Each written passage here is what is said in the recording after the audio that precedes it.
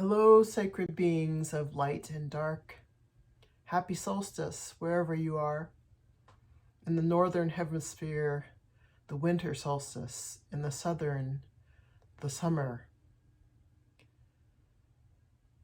I welcome you in for the first week of Solstice Echoes, the first day of the season of Capricorn.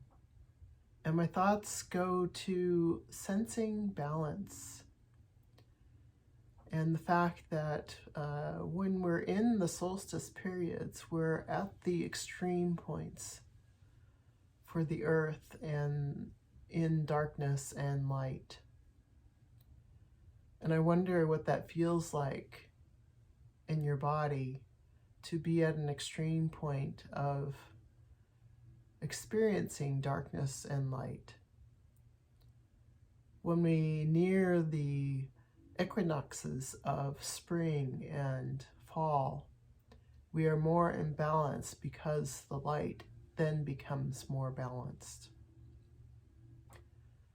Interestingly enough, I was looking up the hours that encompass a solstice versus an equinox.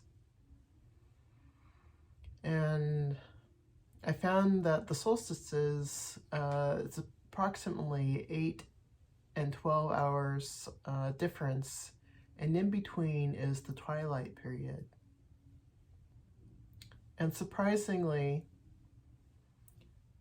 although I've seen that the equinoxes are the periods that are in balance, it's not actually true. Or at least I didn't find it to be true.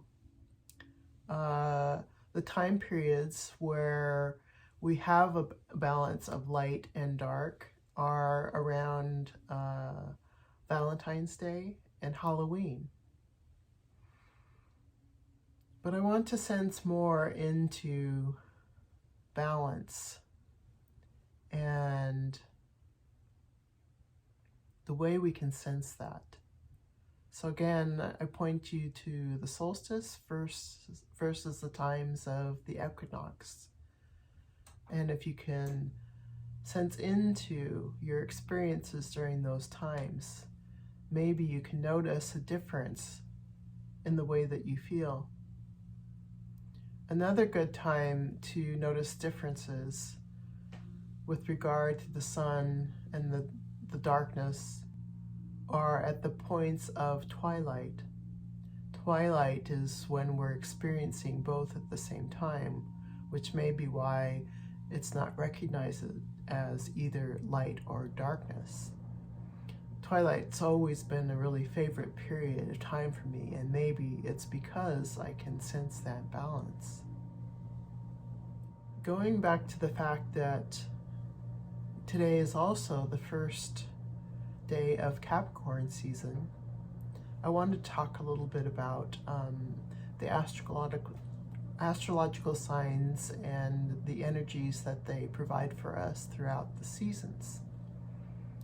And I created a little graphic that was mainly for myself in trying to visualize and see the energies throughout a year. As you'll notice, across the top are the cardinal energies, or the starting points of a season. Aries starts spring, Cancer starts summer, Libra starts fall, and Capricorn starts winter.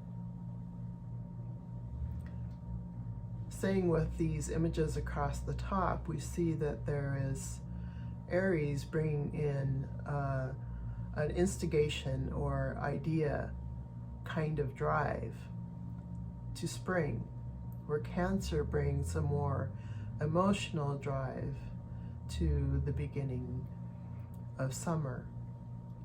Libra brings in more mental and intellectual energies to fall, and Capricorn then brings them into the more physical realm. Also, you notice within this graphic how we move from what's called different ways that signs are driven, and they move us through the seasons. So across the top again, we're in a cardinal sign, or a starting phase. In the middle, they're called the fixed signs, where they hold that stage in process. And finally, there are the mutable signs that then are in the position of transferring from one season to the next. So I particularly thought it was interesting how these different astrological signs and their energies are mixing together in different phases as we go through the different seasons. Going back to the fact that we're now in Capricorn season, it's a season more of outward and physical energy. We're trying to bring something physically into the world. I think about fall as being a time of release and death, of letting go of things that no longer serve us. But now is a time where we start to cultivate something that we want to begin again, a rebirth in the spring. Taking a moment now to reflect on a couple of sites that I have visited around the solstice, including Newgrange and Clavacarans. Newgrange being in Ireland, and which has a passageway for the rising sun to hit directly into the passageway. And in the passageway, there were like 3 bowl-like structures. They were large slabs of stone, but they were kind of in a bowl shape. So they were, it seemed to me, to represent, or could be identified as, that light coming in to activate something in particular. Something that you want to bring forward next within the world. On the other hand, Clavacarans in Scotland is a point where its passageway allows in the setting of the solstice sun. Either way, we have this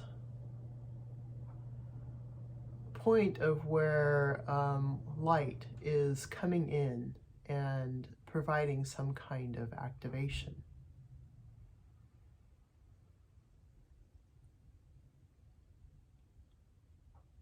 Thinking about seeds in particular that are down in the ground that is now very cold, and it's sitting there and waiting for something to activate it, to bring it to life, to give it some reason to grow. And I think these are things that are symbolized in some of the sacred sites. And I want to do some more investigation into the sites, because I found that there are a lot more than we generally hear about. And I might do a video about that at some point.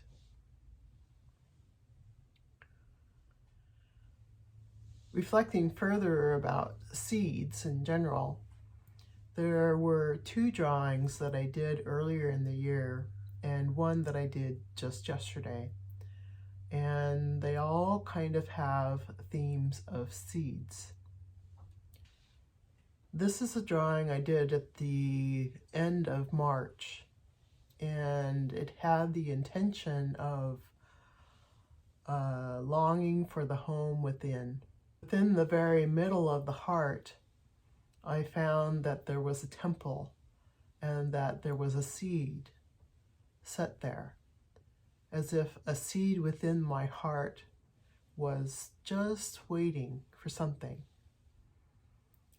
To the right, you can see that there appears to be a pregnancy, and then like something growing out of the pregnancy, starting to come out, but not fully ready to do so.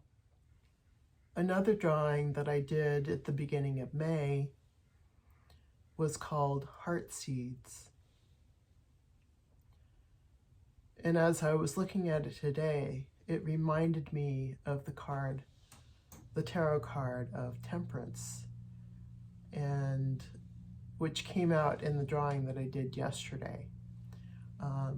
Temperance in the description talks of a mix of energies. And in this drawing, there was an element of water on the left and an element of fire on the right. So it seemed at that time that energies were trying to integrate with each other, or just in the process of doing so. So yesterday's drawing brought up aspects of death and temperance, and acknowledging all that has come within that process. That as we're trying to negotiate these energies together, we are gathering golden knowledge, golden information about what we actually want to bring forward into the physical world next, which matches with the fact that we are in Capricorn season.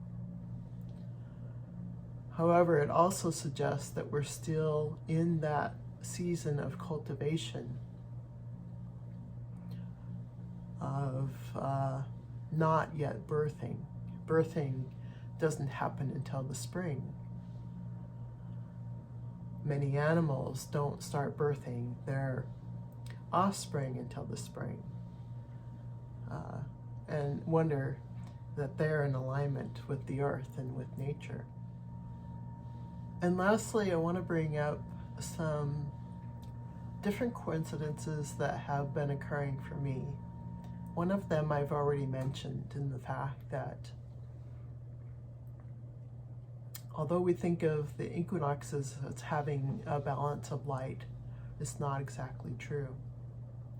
Also, within the astrological charts and signs, there seem to be a little bit of difference of truth,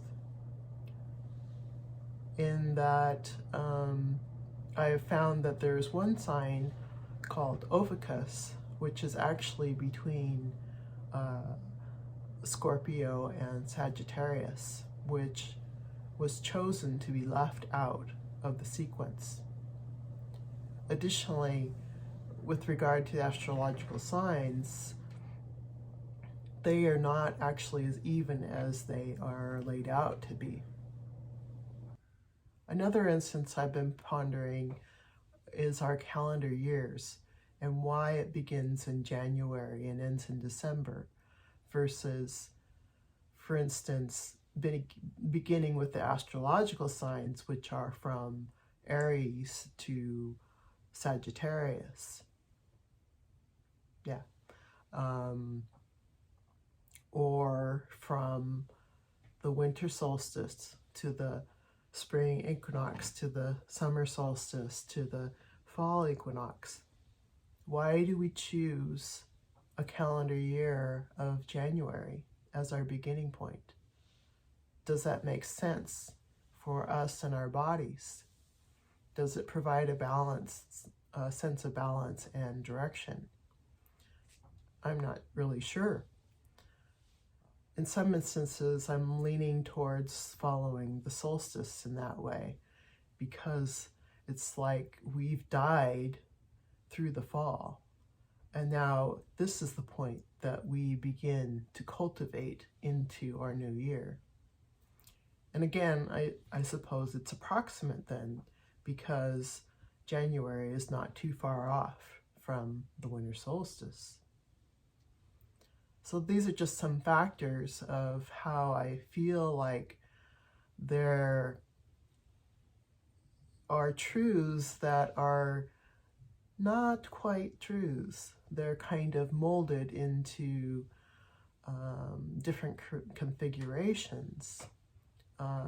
And it seems to have been done for sake of simplicity and evenness. But I just suggest that you reflect into how does that make you feel, and how does that mold how you feel in the world, and how you take action or not take action in the world, and why you might feel that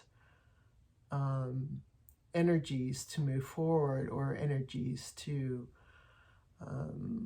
stagnate.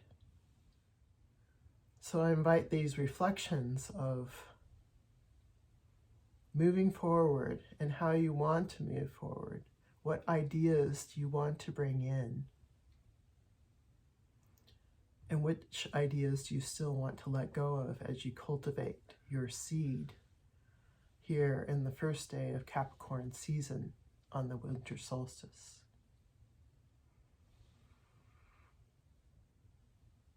Have a great winter solstice, or summer solstice, may the case be.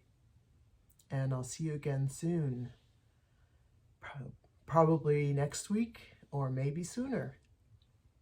Thank you. Bye.